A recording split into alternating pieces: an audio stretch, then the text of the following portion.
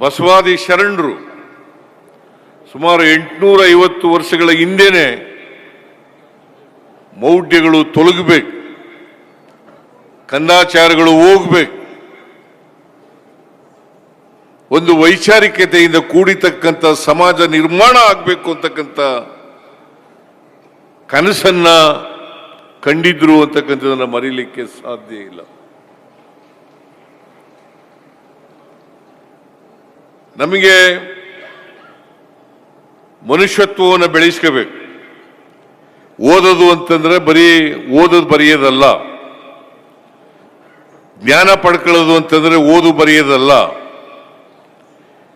ಜ್ಞಾನ ಪಡ್ಕೊಳ್ಳೋದು ಅಂತಂದ್ರೆ ನಾವು ಮನುಷ್ಯರಾಗಿ ಬಾಳ್ತಕ್ಕಂಥ ಪ್ರಯತ್ನವನ್ನ ಪ್ರತಿಯೊಬ್ಬರು ಕೂಡ ಮಾಡಬೇಕು.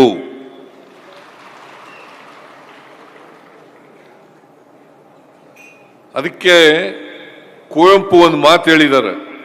ಏನಪ್ಪ ಅಂತಂದ್ರೆ, ಎಲ್ಲ ಮಕ್ಕಳು ಹುಟ್ಟುವಾಗ ವಿಶ್ವಮಾನವರಾಗಿ ಹುಟ್ಟುತ್ತಾರೆ, ಎಲ್ಲ ಮಕ್ಕಳು ವಿಶ್ವಮಾನವರಾಗಿ ಹುಟ್ಟುತ್ತಾರೆ. ನಮ್ಮ ಸಾಮಾಜಿಕ ವ್ಯವಸ್ಥೆಯ ಪ್ರಭಾವದಿಂದಾಗಿ ಬೆಳೀತಾ ಬೆಳೀತಾ ಅಲ್ಪಮಾನವರಾಗ್ಬಿಡ್ತಾರೆ, ಬೆಳೀತಾ ಬೆಳೀತಾ ಅಲ್ಪಮಾನವರಾಗ್ಬಿಡ್ತಾರೆ.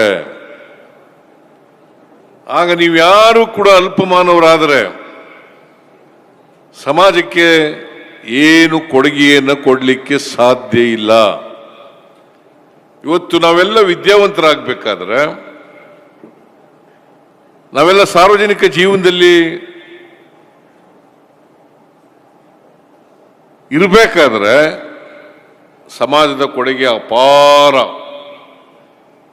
ನಾವೆಲ್ಲರೂ ಕೂಡ ಸಮಾಜ ಏನು ಮಾಡ್ತು ನಮಗೆ ಅಂತದಕ್ಕಿಂತ ನಾವು ಸಮಾಜಕ್ಕೆ ಏನು ಮಾಡದೆ ಅಂತಕ್ಕಂಥ ಪ್ರಶ್ನೆಯನ್ನ ಹಾಕಬೇಕು.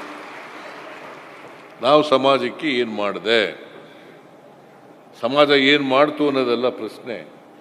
ನಾನು ಸಮಾಜಕ್ಕೆ ಏನು ಮಾಡಿದೆ, ನಾವು ಹುಟ್ಟಿದ್ದೀನಪ್ಪ ಈ ಸಮಾಜದಲ್ಲಿ,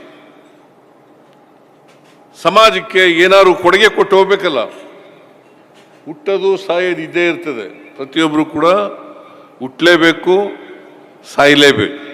ಅದಕ್ಕೆ ನಾನು ಹೇಳೋದು, ಹುಟ್ಟು ಆಕಸ್ಮಿಕ, ಸಾವು ನಿಶ್ಚಯ ಅಲ್ವಾ? ಈ ಹುಟ್ಟು ಸಾವಿನ ಮಧ್ಯೆ ಇದೆಯಲ್ಲ, ಆ ಜೀವನವನ್ನು ಸಾರ್ಥಕ ಮಾಡ್ತಕ್ಕಂಥ ಪ್ರಯತ್ನವನ್ನು ಮಾಡ್ಕೊಂಡಾಗ ಮಾತ್ರ ನಾವು ಹುಟ್ಟಿದ್ದಕ್ಕೆ ಸಾರ್ಥಕ ಆಗ್ತದೆ ಅಂತಕ್ಕಂಥದ್ದನ್ನು ಅರ್ಥ ಮಾಡ್ಕೋಬೇಕಾಗ್ತದೆ.